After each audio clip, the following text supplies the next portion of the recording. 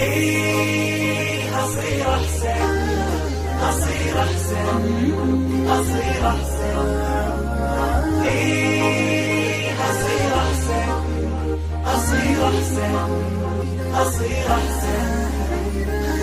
إيه هصير أحسن ولا يمنعني شي، مدام راسي حي بسوي اللي علي. إيه هصير أحسن بما إني نويت وعزمت وخطيت بكمل ما بديت. إيه هصير أحسن ولا يمنعني شي، مدام راسي حي بسوي اللي علي. إيه هصير أحسن بما إني نويت وعزمت وخطيت بكمل ما بديت. ماني خايف ولاني واقف أنا.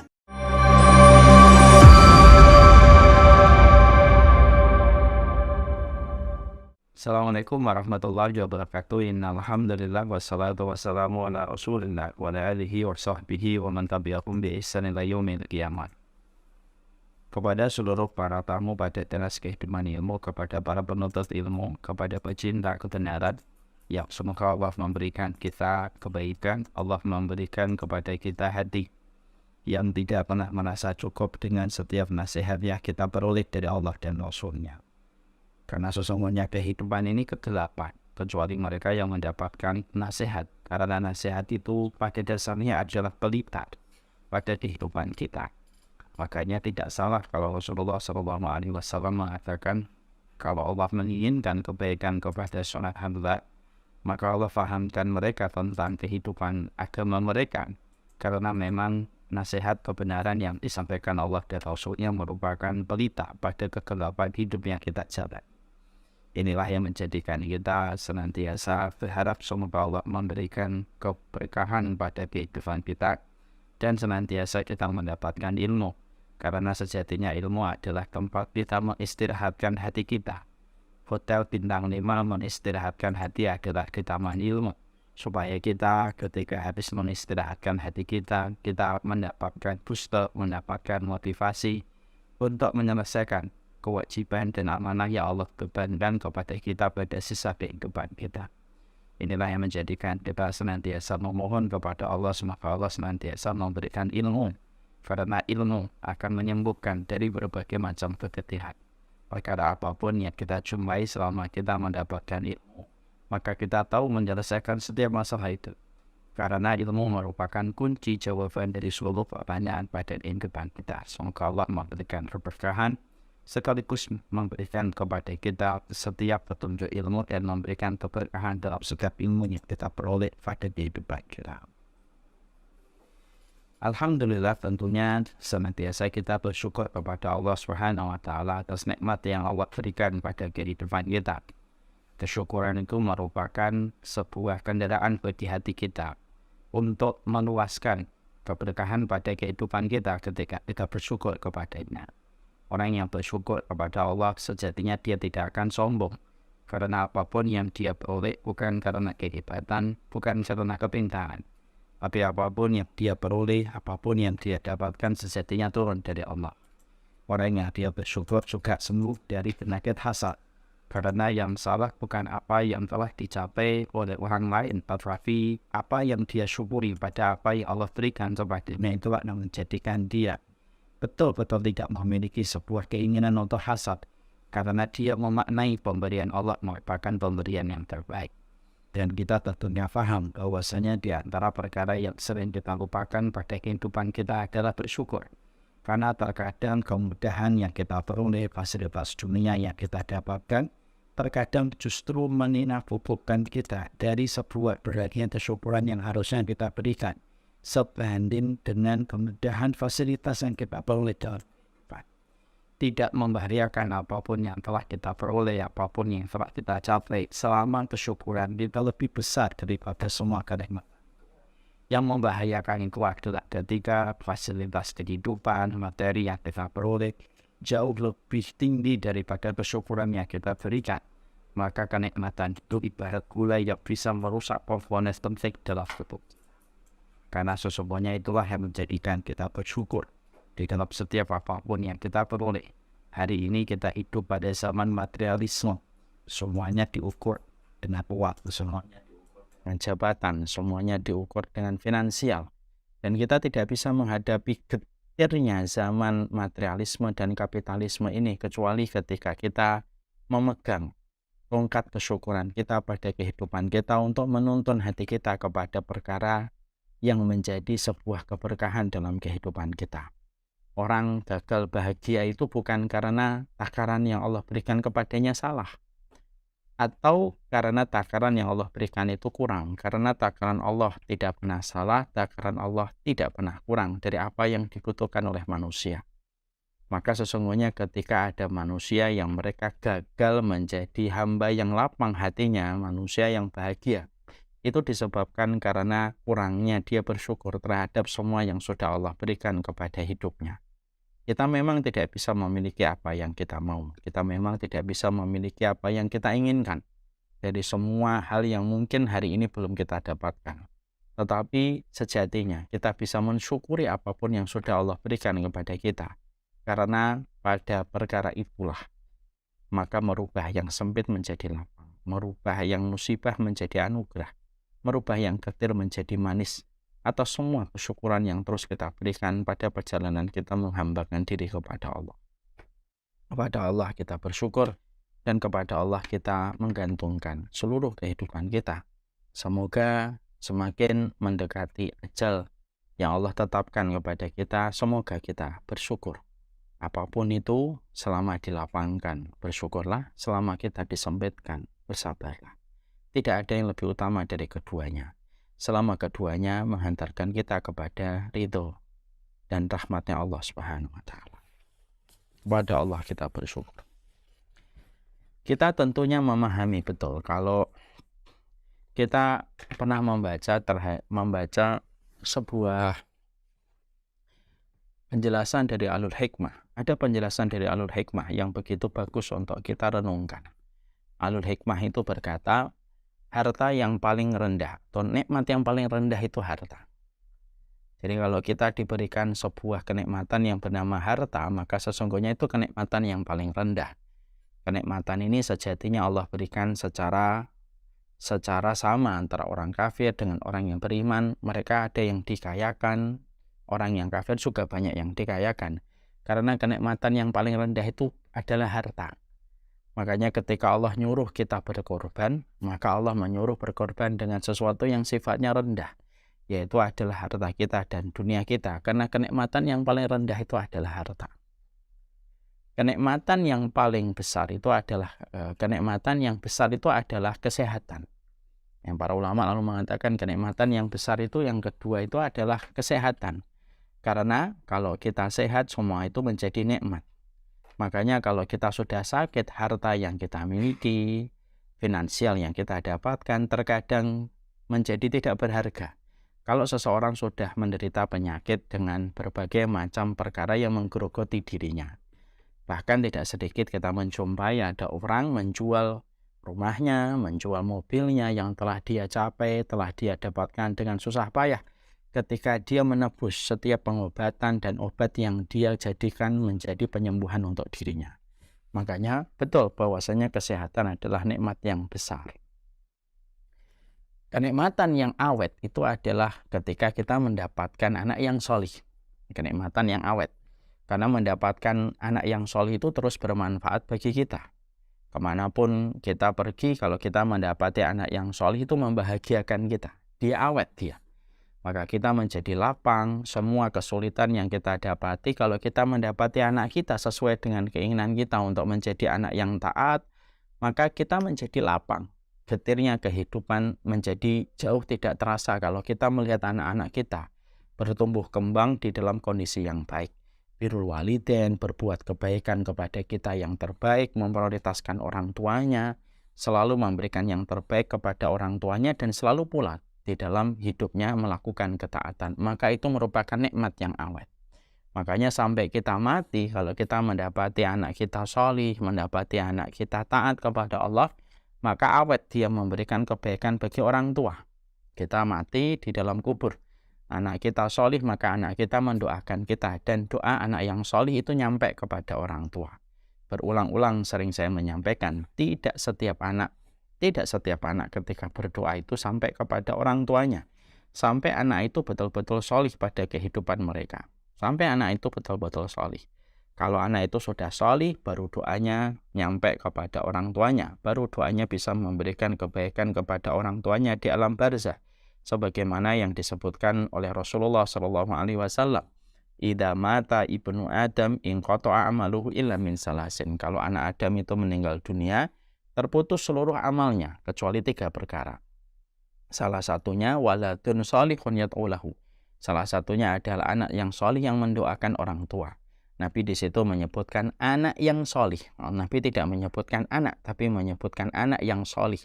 Karena sejatinya tidak setiap doa dari anak itu diterima sama Allah untuk orang tua. Sampai betul-betul anak itu terdidik, tercelup dengan kesolihan yang diberikan oleh orang tuanya. Ketika anak itu sholih, maka menjadi kenikmatan yang awet bagi orang tua. Hidup pada zaman fitnah itu bukan pilihan. Tetapi hidup pada zaman fitnah merupakan sebuah komitmen dan konsekuensi yang harus kita hadapi. Kita tentunya kalau bisa memilih pada kehidupan kita ingin hidup yang sepi dari fitnah. Tapi hidup itu terkadang tidak memberikan kita banyak pilihan kecuali komitmen yang harus kita berikan. Ketika kita hari ini sadar kita hidup pada zaman fitnah, dan sesungguhnya masa fitnah telah datang ruang dan waktunya pada kehidupan kita, maka inilah yang menjadikan kita dituntut untuk mengetahui fitnah itu apa? Bagaimana fitnah itu diterangkan di dalam kitabullah dan sunnah? Bagaimana kita menjauhi dari fitnah itu pada kehidupan kita? Karena tidak mungkin orang akan selamat dari fitnah kalau dia tidak mengetahui tentang keburukan fitnah itu dan bagaimana penjabaran tentang fitnah itu. Orang yang tidak memahami bahayanya kolesterol, dia tidak akan selamat dari kolesterol. Orang yang tidak memahami bahayanya overthinking, maka dia akan overthinking.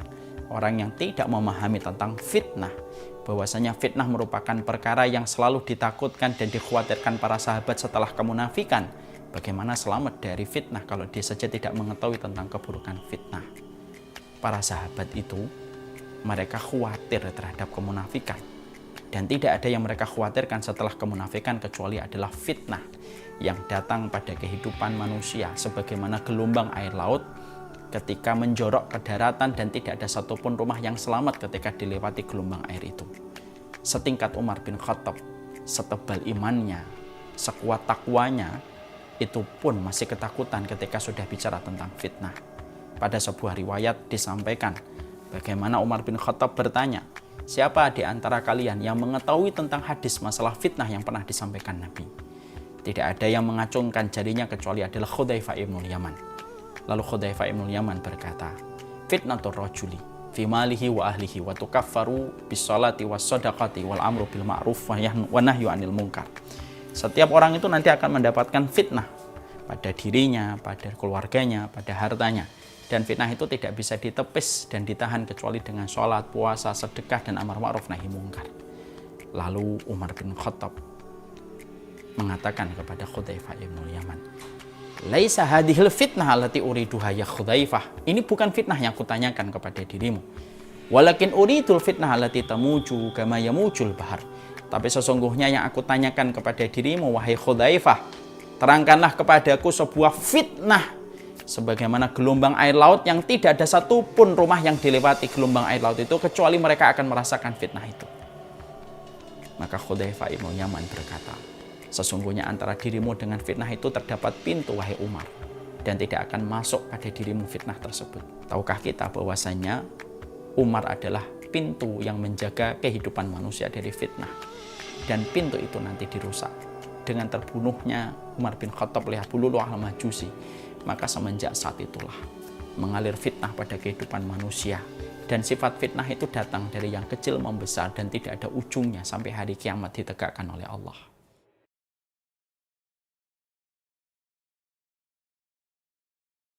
Kemudian kenikmatan yang paling teragung itu adalah ridhonya Allah. Kenikmatan yang paling teragung adalah ridhonya Allah.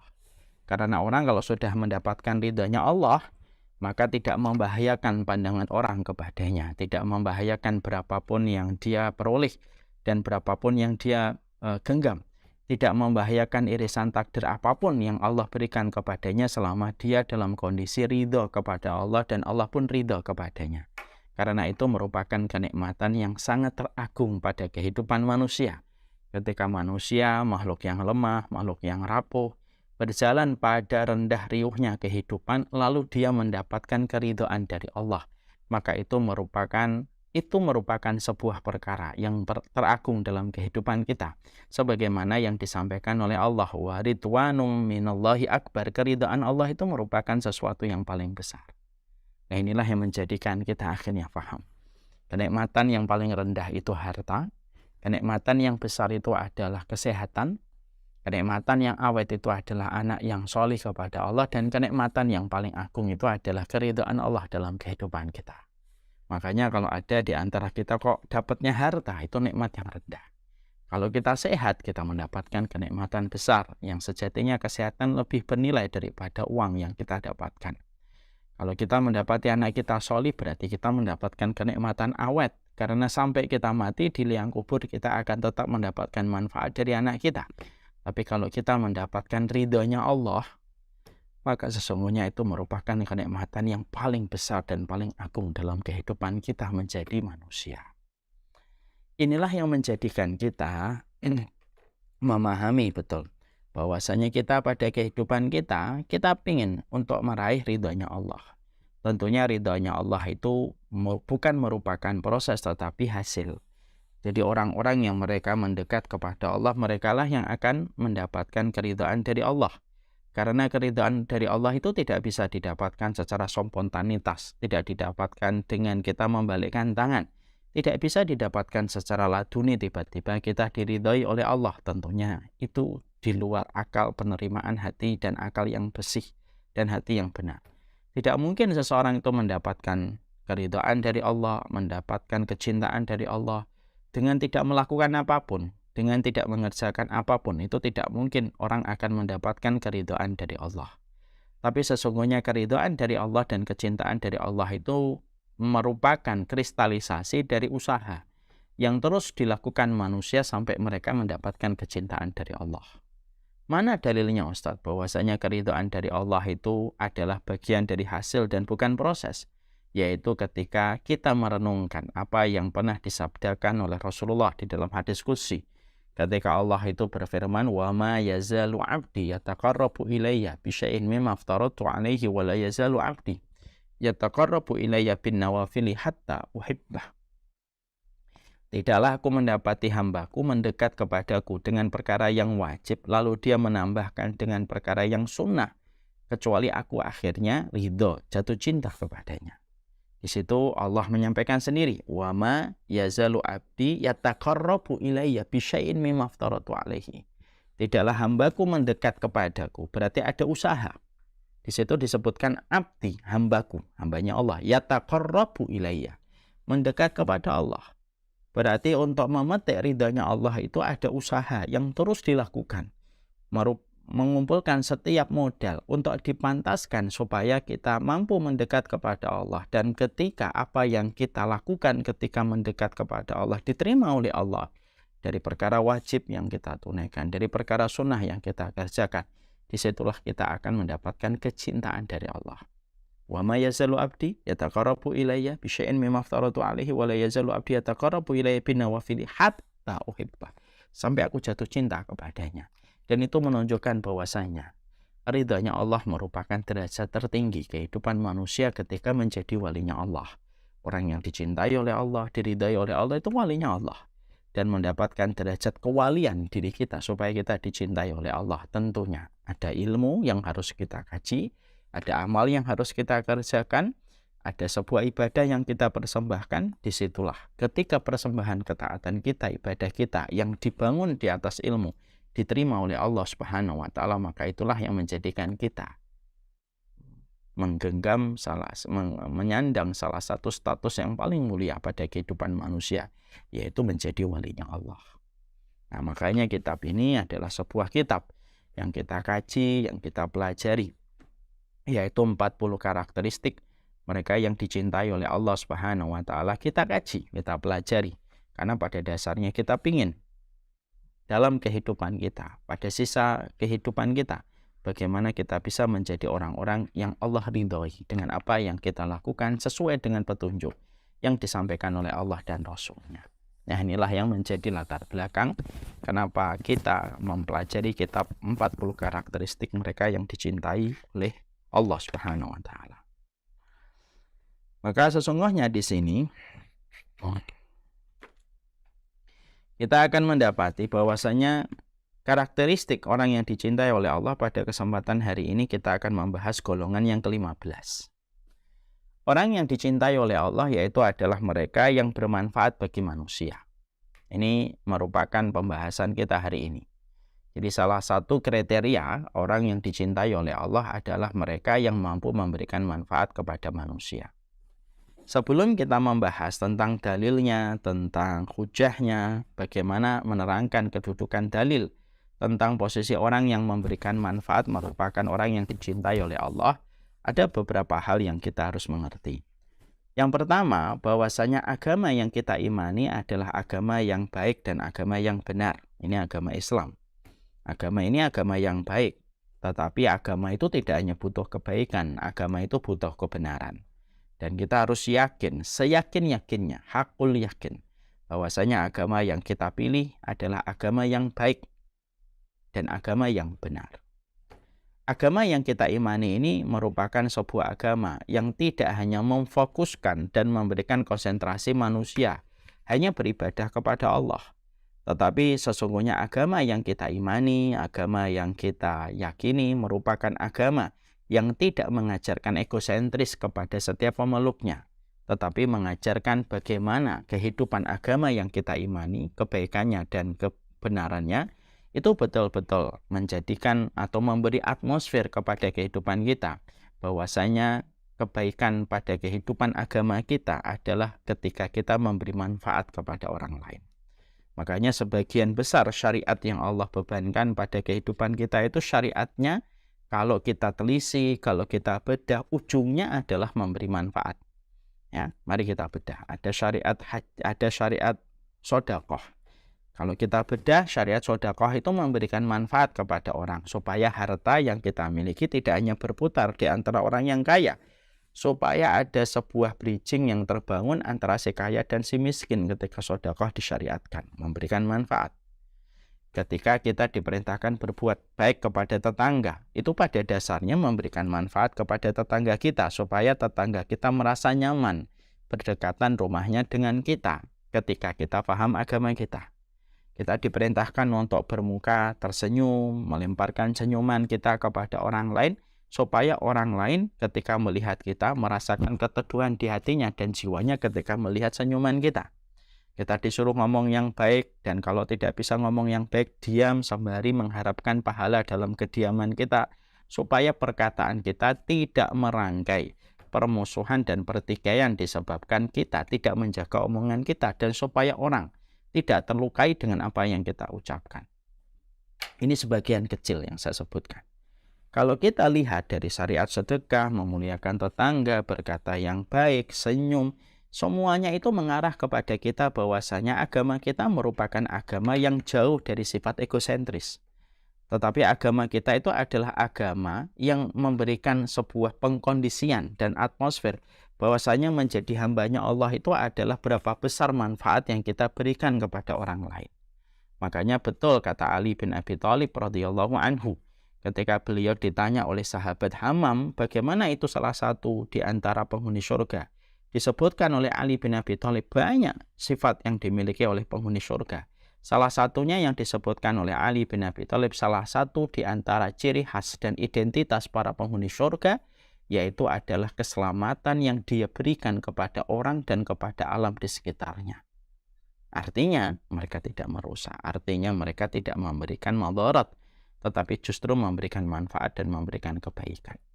Jadi agama ini tidak mengkondisikan kita menjadi muslim egosentris, tetapi agama ini mengkondisikan supaya kita memiliki sebuah sifat dan karakter keimanan. Karakter keimanan itu adalah empati, simpati, dan mudah untuk memberikan kebaikan untuk orang lain.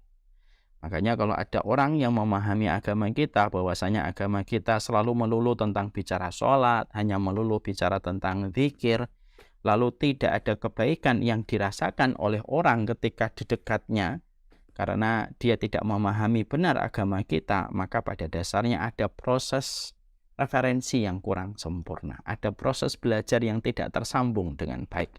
Sesungguhnya agama kita adalah agama yang betul-betul mengkondisikan manusia. Tidak hanya beribadah kepada Allah, tetapi memberi manfaat kepada apapun yang ada di sekitarnya.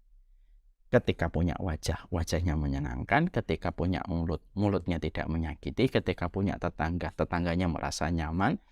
Bahkan ketika memiliki hewan sekalipun, mereka pun memberikan kebaikan pada hewan yang dia miliki. Karena iman itu mengkondisikan kita untuk selalu memberikan manfaat.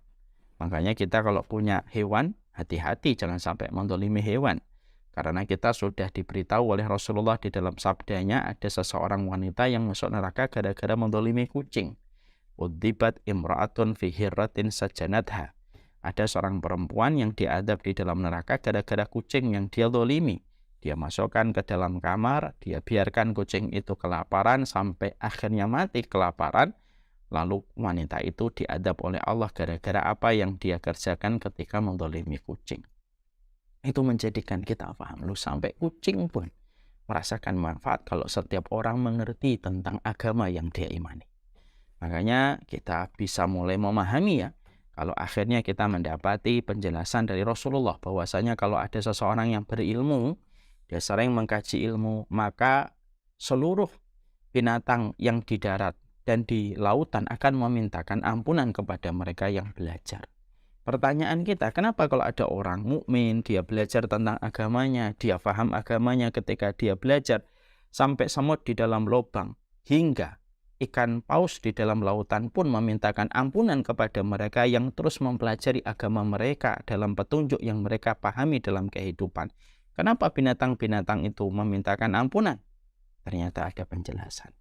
Karena ketika seorang mukmin paham agama mereka, mengerti tentang sifat agama mereka, maka sesungguhnya semut, binatang, sampai binatang di lautan pun akan merasakan manfaatnya. Kalau setiap manusia itu paham bagaimana agama ini, bagaimana menjalani proses keimanan, bagaimana memahami tabiat dan karakter agamanya yang memberi manfaat dan tidak egosentris, maka pada dasarnya itulah yang menjadikan kita yakin agama ini merupakan agama yang paling kuat menyuruh setiap orang yang memeluknya untuk terus memberi manfaat, karena agama ini tidak bisa disandingkan mereka yang memiliki egosentris pada setiap kehidupan mereka. Ini yang pertama yang kita harus paham. Makanya inilah yang menjadikan kita memahami tentang pentingnya segala sesuatu dimulai dari sebuah narasi yang baik. Maka ketika kita memahami tentang agama ini pasti memberi manfaat, ya kita harus paham. Berarti semenjak kita mengerti pada poin yang penting ini, maka kita tidak memberikan kepada apapun yang di sekitar kita kecuali adalah keselamatan, kecuali adalah kebaikan, dan kebaikan itu terasa setiap orang yang bersama dengan kita. Makanya pantas kalau Rasulullah SAW mengatakan al-muslimu man salimal muslimun min lisanihi wa yadihi. Seorang muslim itu adalah mereka yang mampu memberikan keselamatan bagi muslim yang lainnya dari tangannya, dari lisannya. Ketika agama ini betul-betul menitik beratkan kepada kebaikan yang kita share dan kita berikan kepada orang banyak. Ini poin yang penting.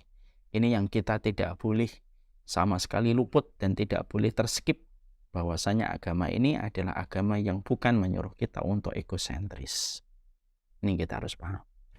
Kenapa poin ini penting untuk kita sampaikan? Karena banyak di antara kita yang masih menganggap bahwasanya jalan keimanan itu hanya melulu tentang ibadah makhluk. Ya, bahwasanya jalan keimanan itu hanya melulu tentang ibadah personal antara dirinya dengan Allah. Memang betul, ibadah makhluk itu memang ada, dan itu memang salah satu indikator keimanan kita, melakukan ibadah makhluk. Bagaimana zikir kita, bagaimana tilawatul Quran kita, bagaimana haji kita, itu merupakan ibadah-ibadah makhluk. Betul.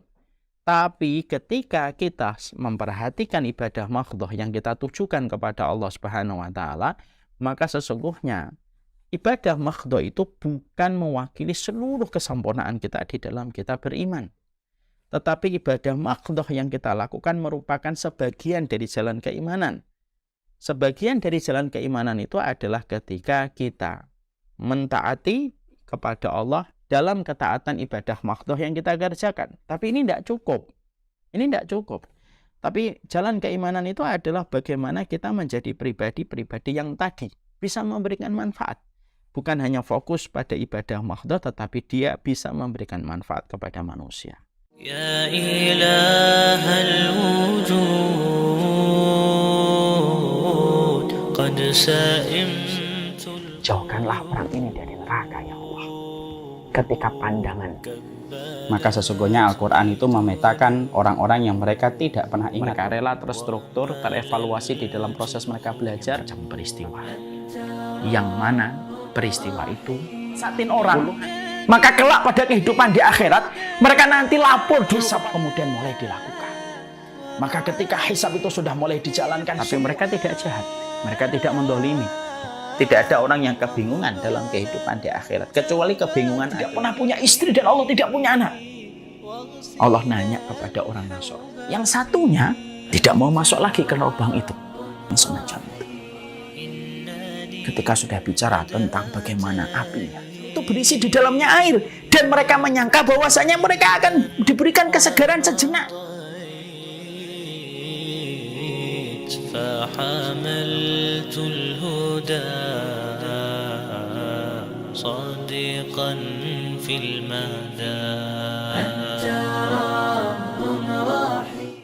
Makanya akhirnya kita jumpai manusia dalam pusaran ibadah mahdhah, ibadah personal antara dirinya dengan Allah dan kemanfaat itu manusia terbagi menjadi beberapa kelompok.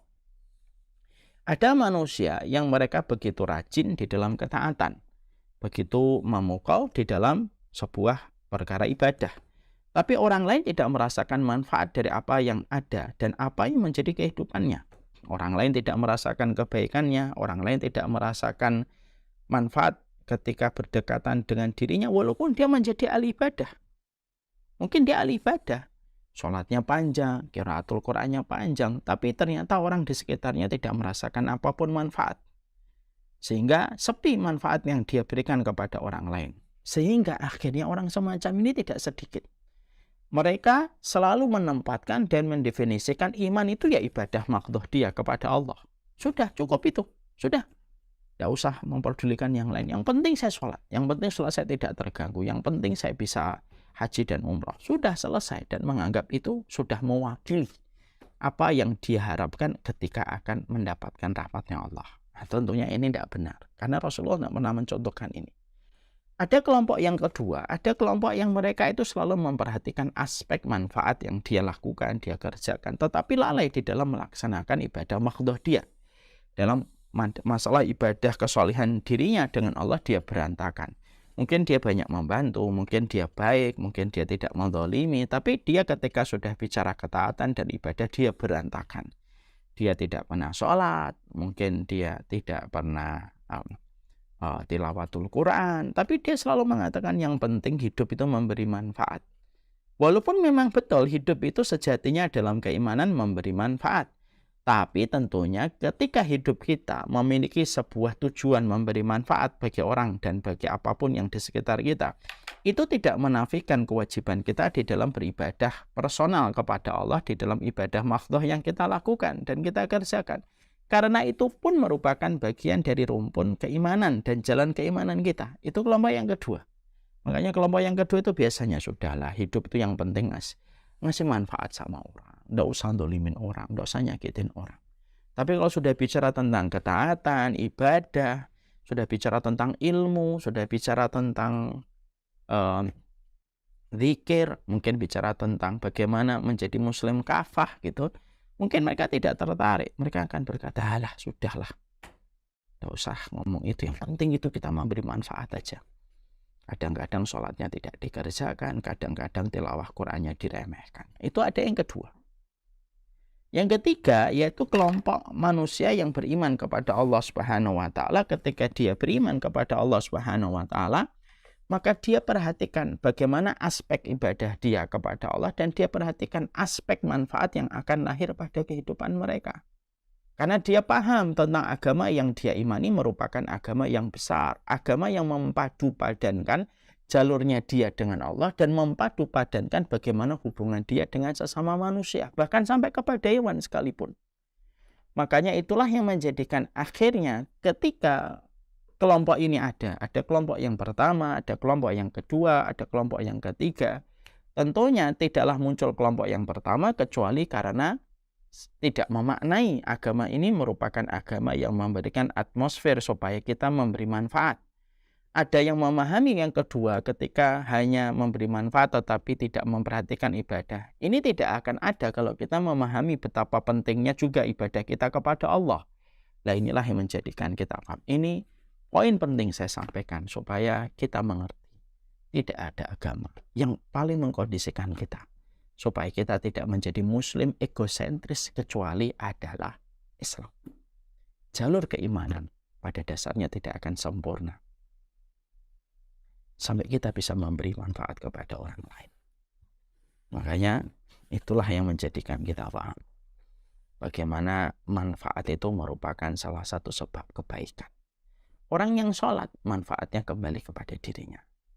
Orang yang puasa manfaatnya kembali kepada dirinya. Orang yang haji manfaatnya kembali kepada dirinya. Tapi ketika orang berbuat baik, ketika memberikan manfaat, maka kembalinya sama orang. Dan itu merupakan ibadah yang besar di sisi Allah. Nah, setelah kita memahami poin ini, mari kita masuk kepada pembahasan kita. Sekarang mari kita membahas salah satu di antara sifat dan karakteristik identitas para penempuh jalan keridhaan dari Allah, yaitu adalah mereka yang selalu berkomitmen ketika mereka taat kepada Allah, mereka juga memiliki komitmen yang kuat bagaimana bisa memberi manfaat kepada orang lain. Maka kita mendapati dalam sebuah riwayat Rasulullah SAW menyampaikan anna rajulan ja'ilan nabi.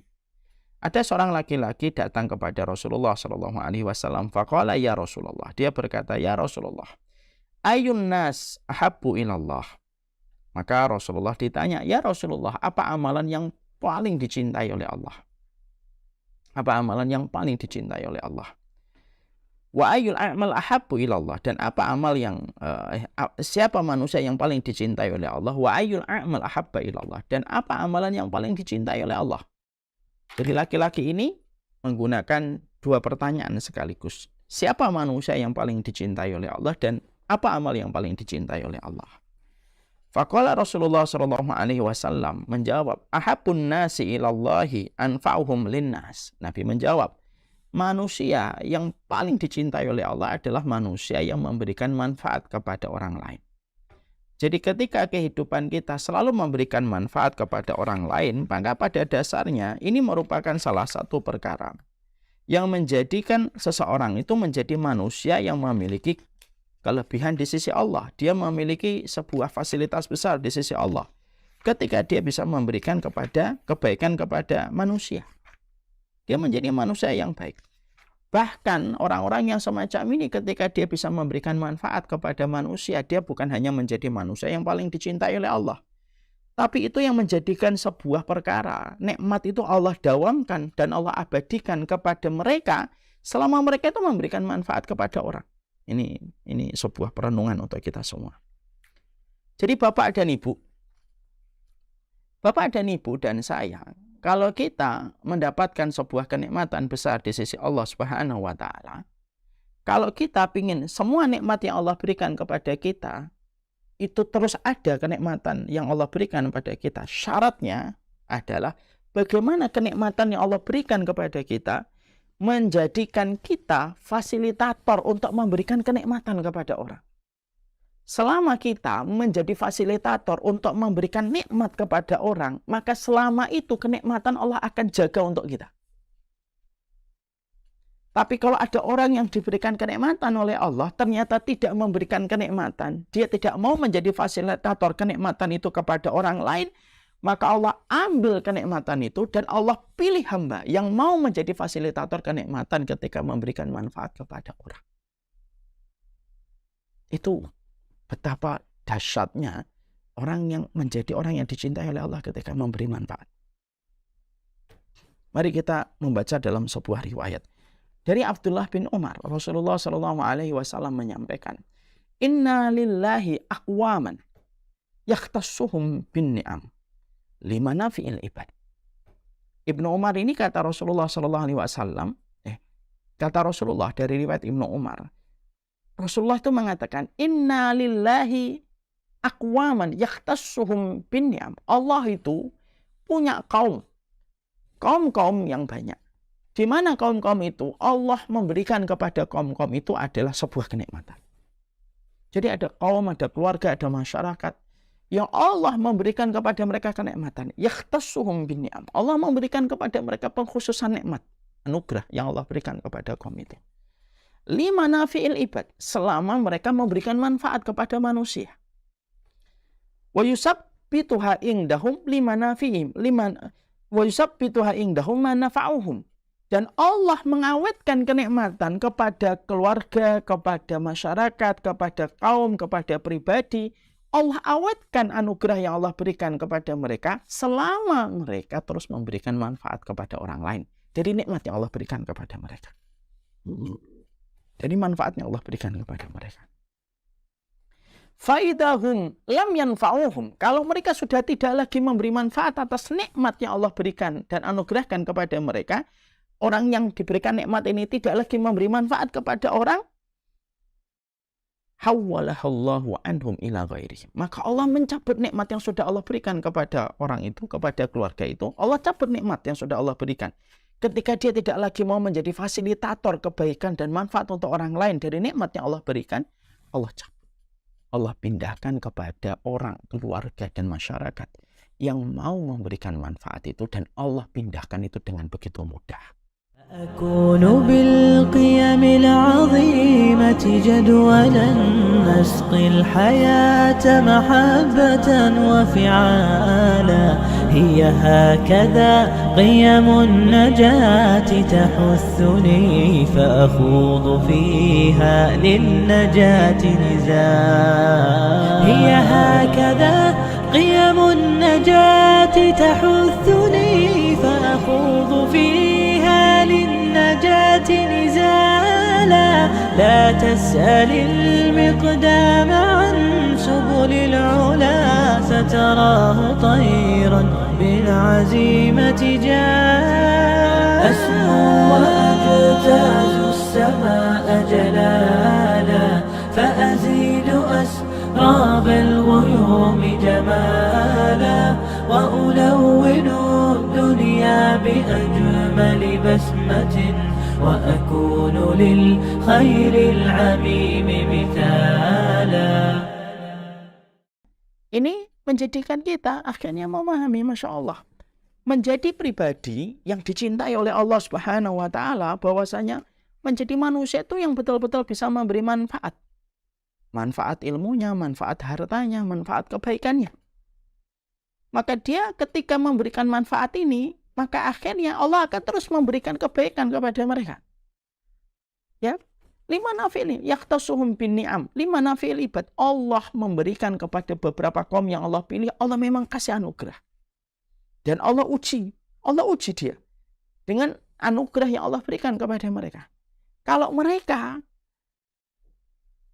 lima nafi'il ibad memberikan manfaat kepada manusia, yusabbituha indahum ma yanfa'uhum. Allah akan mengawetkan anugerah itu selama mereka memberi manfaat kepada orang lain. Wa hawwalaha anhu ila ghairihim idza lam yanfa'uhum. Dan Allah gampang mengambil nikmat itu, anugerah yang Allah berikan. Ketika orang yang diberikan kenikmatan hanya bertahan kenikmatan itu pada dirinya, kayak sebuah lubang yang diisi dengan air, dia tidak mau memberi kepada orang lain, maka Allah cabut kenikmatan itu dan Allah pindahkan kepada yang lain. Dan itulah yang menunjukkan kepada kita bahwasanya memberi manfaat, menjadi pribadi yang mengalirkan kebaikan sebagaimana aliran sungai, itu pada dasarnya semakin kita membuka pintu memberi manfaat, semakin besar di belakang punggung kita Allah mempersiapkan anugerah demi anugerah yang berlapis-lapis, ketika kita ridho menjadi fasilitator dari apa yang Allah berikan, lalu kita berbagi kepada orang lain di sekitar kita dari semua manfaat yang kita lakukan. Makanya kan kita ambil contoh yang paling gampang.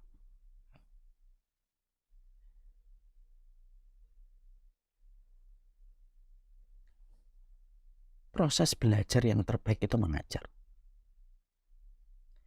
The best learning is teaching, kalau kata orang Barat. Sebaik proses kamu ketika belajar itu adalah mengajar. Kenapa sih kalau kita mengajar? Banyak sekali yang kita dapatkan, insight yang terkadang dari satu buku yang terkadang kita nggak paham. Tiba-tiba kita ngajar. Semua yang nggak kita pahami di kitab tadi tiba-tiba terbuka satu persatu. Saya sering sekali membuktikan ini. Saya membaca gitu kitab. Saya tuh bingung, ini maknanya apa ya? Gitu. Lalu ketika pas waktu ngajar, tiba-tiba beberapa paragraf yang tadi saya nggak paham gitu ya, tiba-tiba Allah maksudnya paragraf ini itu begini. Banyak perkara yang terkadang kita ingat-ingat lupa pas kita ngajar. Apa yang kita lupa dan kita lagi susah payah mengingatnya, datang satu persatu apa yang kita lupa. Makanya sampai kita mendapati best learning is teaching. Sebaik-baik kamu itu belajar itu ketika kamu ngajarkan. Dan itu kalau kita relate dengan hadis yang disampaikan Nabi itu memang betul. Selama kita tidak pelit dengan ilmu kita, selama kita terus menyampaikan ilmu kita, tanpa kita khawatir terhadap apa yang kita berikan kepada orang, itu tidak akan mengurangi apa yang kita miliki, tetapi justru menambah keberkahan pada semua referensi yang kita kaji. Ada sebuah kisah di Palestina itu, di Israel ada dua sungai. Ada dua sungai. Ada sungai ini tuh mendapatkan aliran dari sungai, saya tuh lupa ini. Ada sungai ini, dia tuh memberikan aliran dari sebuah sungai. Saya lupa nama sungai apa. Yang satu ke Laut Mati, yang satu ke satu sungai. Ketika aliran itu ke Laut Mati, maka sudah berhenti. Kenapa? Di Laut Mati. Karena di Laut Mati itu tidak mengalir lagi. Nah, ini tidak bisa banyak memberi manfaat. Tapi ada satu aliran yang mengarah kepada satu sungai, di mana sungai ini mengalirkan lagi ke anak-anak sungai yang lainnya. Maka sungai ini tuh penuh dengan ikan. Yang kalau kita mengambil hikmahnya, kenapa yang satu menjadi Laut Mati, tidak banyak ikannya, tidak banyak yang bisa bertahan hidup di situ. Yang satu menjadi sungai yang banyak ikannya. Karena sungai ini terus memberi air yang datang kepadanya dialirkan lagi. Ya, ini kalau kita belajar dari geografi masalah sungai yang kita pernah jumpai. Artinya memang betul. Selama kita menjadi manusia-manusia yang terus memberikan manfaat. Sebagaimana ketika Rasulullah mengatakan manusia yang paling dicintai oleh Allah itu adalah manusia yang memberikan manfaat. Kenapa? Karena manusia itu memberi manfaat kepada hamba-hambanya Allah. Dan Allah itu paling senang ketika hamba-hambanya diberikan manfaat oleh hambanya yang lainnya. Allah itu paling ridho kepada perkara itu.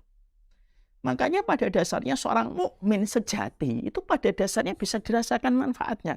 Dekat bisa dirasakan manfaatnya. Jauh kita terasa. Jauh ini terasa ada yang tertinggal dan ada yang hilang pada diri kita ketika berjauhan dari orang mukmin. Karena apa? Karena kebaikan yang didapatkan dari orang mukmin itu. Jadi menjadi pribadi yang bisa memberi manfaat itu betul-betul luar biasa. Ketika perkara itu bisa mengawetkan nikmat yang Allah berikan kepada kita. Jadi kalau hari ini Bapak dan Ibu ada yang dikasih anugerah ini, nikmat ini, nikmat ini, nikmat ini. Ya, kita masing-masing bisa jawab apa nikmat yang Allah berikan kepada dirimu. Ada yang bisa jawab, oh ini saya punya rumah, saya punya uang segini, saya punya emas segini. Masing-masing kita bisa menjawab. Lalu kita pingin supaya nikmat dan anugerah yang Allah berikan kepada kita dijaga oleh Allah, diawetkan oleh Allah untuk kita. Jadilah pribadi yang terus memberikan manfaat kepada orang. Ya, memberikan manfaat kepada setiap orang. Dari apapun yang kita jumpai, jangan sungkan, jangan malu, jangan malas untuk memberikan manfaat kepada orang.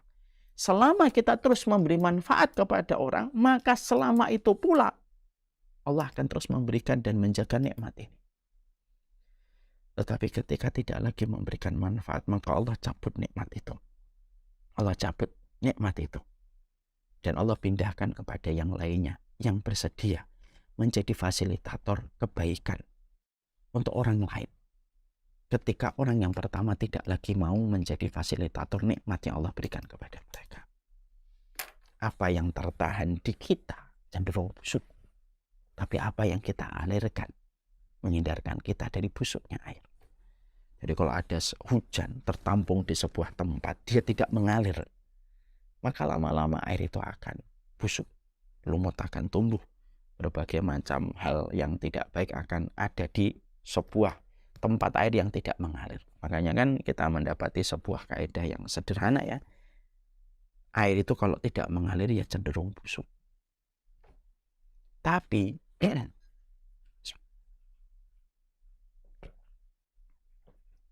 menghindarkan dari kebusukan itu bagaimana? Menghindarkan dari kebusukan itu dialirkan dia. Ketika dialirkan, air itu akan terhindar dari sebuah kebusukan.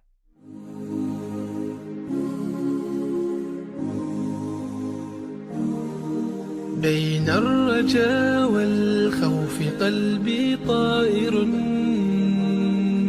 ومن اليقين النور بيض جوانحي فوق السحاب يطير حرا مدركا نسمو كماله للكون وجه آخر نحيا أنا صنعة أوجدتها يا باري وملكت فيها معصم الإيمان للحق والعدل التواصي بالجمال عبادة حسن التأمل بالإله وصال كالجمال يرى ويقلب نبعه كالقرب حين دعاء تداعب طفلها وتضمه أملا كما حاجاتنا منا إليك نريد يا الله وضعت لغات الكون تنشر قيمة للحب للإسعاد للتغيير يا رب قربنا وباركنا لنعمل صالحا في يدي رسالة التغيير وضعت لغات الكون تنشر قيمة للحب للسعادة للتغيير يا رب قربنا وباركنا لنعمل صالحا في يدي رسالة التغيير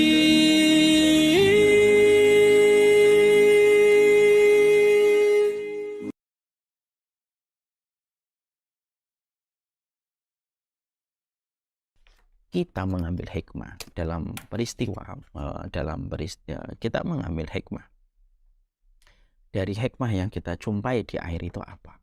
Belajarlah bahwasanya dengan kita berbagi itu tidak akan pernah mengurangi. Dengan memberi manfaat itu merupakan proses penjagaan pada apa yang kita miliki. Dengan kita berbagi kebaikan kepada orang, memberi manfaat kepada orang semampu yang bisa kita lakukan, semampu yang bisa kita kerjakan, maka pada dasarnya sebesar itulah kualitas pada kehidupan kita. Banyak manusia kalau mendapatkan kenikmatan itu bagaikan sebuah tempat yang tidak ada salurannya lagi. Tertahan kepada dirinya, selalu terkumpul, bertambah banyak. Tapi pada dasarnya ada kerusakan pada apa yang dia kumpulkan. Kualitasnya membusuk, ada banyak perkara yang tidak terduga, dan akhirnya perkara itu merusak kualitas dalam kehidupan. Tapi ketika kita memberikan, mengalirkan, maka pada dasarnya itulah yang akan menjadi sebuah keberkahan pada kehidupan kita. Ya, makanya kalau tiba-tiba ada apa yang tidak beres pada anugerah yang sudah kita peroleh, kok tiba-tiba ada kejadian demi kejadian yang kita dapatkan pada sebuah anugerah yang kita miliki, mungkin salah satu di antara evaluasi yang kita harus kerjakan adalah Sudahkah kita menjadikan anugerah yang kita peroleh ini memberi manfaat kepada orang lain? Kalau tidak, nah itulah tanda-tanda kerusakan pada apa yang kita dapatkan. Ya, ingat ya. Maka kata An-Naim, mari kita baca dari hadis yang tadi ya, dari riwayatnya Ibnu Umar. Kata An-Naim itu nikmat. Kata An-Naim itu nikmat. Kata nikmat itu sejatinya akan berubah menjadi sebuah kebaikan selama kita bisa memberikan yang terbaik. Tapi kata An-Naim berubah menjadi musibah. Musibahnya kenikmatan itu ketika tidak ada orang yang merasakan nikmat yang kita dapatkan dari Allah. Jadi kalau nikmat tertahan sama dirimu doang, nikmat ini tertahan pada dirimu aja, tidak ada orang yang merasakan nikmat darimu ketika Allah telah memberikan nikmat kemudian pada dirimu, tunggu saja waktu. Kerusakan dari kenikmatan itu hanyalah menghitung jari. Menghitung waktu. Akan menjadi bom waktu yang bisa meledak kapan saja. Tapi ketika nikmat yang Allah berikan kepada kita, kita berikan komitmen dan kita berikan sebuah kondisi yang kita paksakan untuk kita berikan kenikmatan sama orang lain, maka pada saat itulah Allah sendiri yang menjamin. Allah sendiri yang menjamin. Sebagaimana yang dikatakan oleh Rasulullah, yakhtassuhum bin ni'am limana fi'il ibad. Kata Allah, Allah yang akan mengkhususkan nikmat itu. Allah tidak akan pernah rusakkan kenikmatan itu selama mereka menjaga kenikmatan yang Allah berikan. Makanya itulah yang menjadikan kita akhirnya mengetahui ayun nas ahabba Allah, ahabba ilallah, ahabbun nas ilallah, anfa'uhum linnas. Sesungguhnya sebaik-baik atau manusia yang paling dicintai oleh Allah adalah ketika mereka memberikan manfaat kepada manusia yang lainnya. Makanya pada dasarnya tidak ada orang yang beriman yang tidak memiliki empati. Manusia yang beriman itu modalnya minimal setidaknya dia memiliki empati. Karena dengan empati itulah dia bisa memberikan manfaat kepada orang. Jadi tidak ada orang yang sulit dicari kebaikannya. Jadi orang yang beriman yang menjadi penduduk surga itu mereka hidupnya kayak sungai. Kalau saya sudah berkata berulang-ulang ya, sebagaimana perkataan yang sudah saya sampaikan dari perkataan para ulama salaf. Kun nahron wala takun bi'ron. Jadilah kamu sebagaimana sungai. Jangan jadikan hidupmu sebagaimana sumur. Itu kan sebuah kata hikmah yang dalam maknanya. Jadilah dirimu itu sebagai orang yang sebagaimana sungai. Jangan menjadikan dirimu sebagaimana sumur. Apa sih sumur dan sungai ini? Sumur itu susah diambil manfaatnya. Kalau ngambil air harus pakai timba. Kalau dipakai mancing tidak bisa, dipakai nyuci susah, dipakai berenang tidak bisa, dipakai untuk buang kotoran juga tidak bisa. Itu sungai. Itu sumur. Itu sumur. Para ulama terdahulu mengatakan wala takun bi'ran. Jangan kayak sumur. Susah diambil manfaatnya. Janganlah kita menjadi penuntut ilmu, orang yang beriman, tetapi susah diambil manfaatnya sama orang. Akhirnya orang itu menjauh satu persatu karena kita susah diambil manfaatnya. Jangan sampai ada orang yang menghindari kita karena mereka merasa tidak ada manfaatnya bersama dengan kita. Itu musibah. Lalu para ulama mengatakan, kun nahar. Jadilah kamu tuh sebagaimana sumur. Jadilah dirimu tuh sebagaimana sungai. Sungai itu memberi manfaat. Begitu gampang. Diambil airnya, tidak usah pakai timba, tidak usah pakai jet pump. Dipakai renang bisa, dipakai nyuci baju bisa, dipakai mancing bisa, dipakai apapun bisa. Dan free sungai itu memberikan semua manfaat itu dengan begitu mudah kepada manusia. Berarti itulah yang menjadikan kita akhirnya ketika Nabi dalam riwayat Abdullah bin Umar, ja'a rajulun ilan Nabi faqala ayun nasi ahabba ilallah. Manusia macam apakah yang dicintai oleh Allah? Maka Nabi menjawab, anfa'uhum linnas. Manusia yang sejatinya mereka itu memberi manfaat. Jadi ketika mereka memberi manfaat pada kehidupan mereka kepada orang di sekitarnya, pada dasarnya telah menjadi manusia yang dicintai oleh Allah. Makanya kalau kita ada satu hari kok kita merasa tidak memberi manfaat kepada orang, berarti ada yang kurang benar dalam iman. Kadang-kadang kita itu ngelewatin satu hari. Kita sering berpikir, aduh nggak sempat duha, aduh nggak sempat zikir pagi, aduh nggak sempat witir, Aduh, nggak sempat saya sholat ba'diyah. Tapi jarang dari kita yang bermuhasabah kalau ngelewatin satu hari, aduh, kok saya belum ngasih manfaat sama orang ya? Saya harus ada orang yang harus saya kasih manfaat hari ini tuh siapa? Padahal itulah yang menjadikan anak tangga yang betul-betul menjadikan dia dicintai oleh Allah. Jadi hadis ini merekonstruksi kita bahwasanya kebaikan kita bukan hanya didasarkan kepada duduknya kita di atas sajadah. Hadis ini merekonstruksi kembali bahwasanya kesolihan kita bukan hanya diukur dari zikir pagi yang kita rutinkan. Tapi kesolihan kita, keimanan kita direkonstruksi dari hadis ini adalah berapa orang yang kamu bantu hari ini. Dan itu akan menentukan posisi kita di hadapan Allah. Semakin orang yang tidak merasakan manfaat keberadaan dirimu, berarti semakin jauh posisi kamu dari ridhanya Allah dan kecintaan Allah. Tapi semakin kamu memberikan manfaat kepada orang dan orang mulai merasakan manfaat dari kehadiran dirimu, maka pada dasarnya itu menunjukkan kedekatan engkau dengan Allah. Nah, itu yang dikatakan oleh Nabi. Lalu Nabi dijawab, wa ahabul a'mali ilallah. Apa amal yang paling dicintai oleh Allah Subhanahu wa taala? Nah, beliau menjelaskan panjang. Kalau tadi menjelaskan person, sekarang Nabi sudah menjelaskan amal apa yang dicintai oleh Allah. Nah, ini yang panjang. Dan inilah yang akan kita bahas pada pertemuan kita yang kedua. Jadi Masya Allah ya, pembahasan ini sekaligus pula menjadikan kita paham betul bahwasanya kehidupan kita di dalam kita beragama, kehidupan kita di dalam kita beragama itu sejatinya tidak hanya melulu tentang ketaatan ibadah makhluk, tapi tentang arti dan konsep memberi manfaat. Semoga Allah memberikan keberkahan dalam kehidupan kita. Dan semoga ini merekonstruksi kembali bagaimana manfaat yang bisa kita sharing untuk orang lain. Wassalamualaikum warahmatullahi wabarakatuh.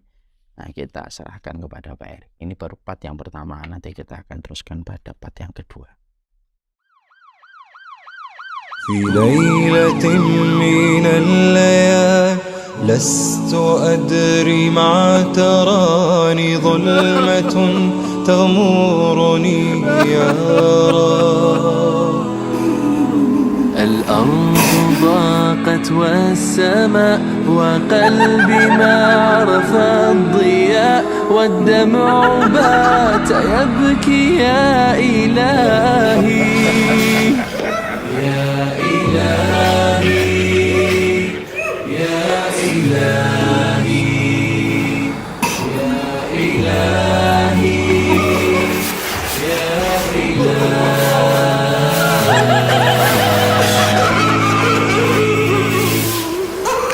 عصيت والذنب كبير وإني في حزني أسير مقيد بذنبي يا رب. فهل أستحق يا إلهي العفو مجرما مقر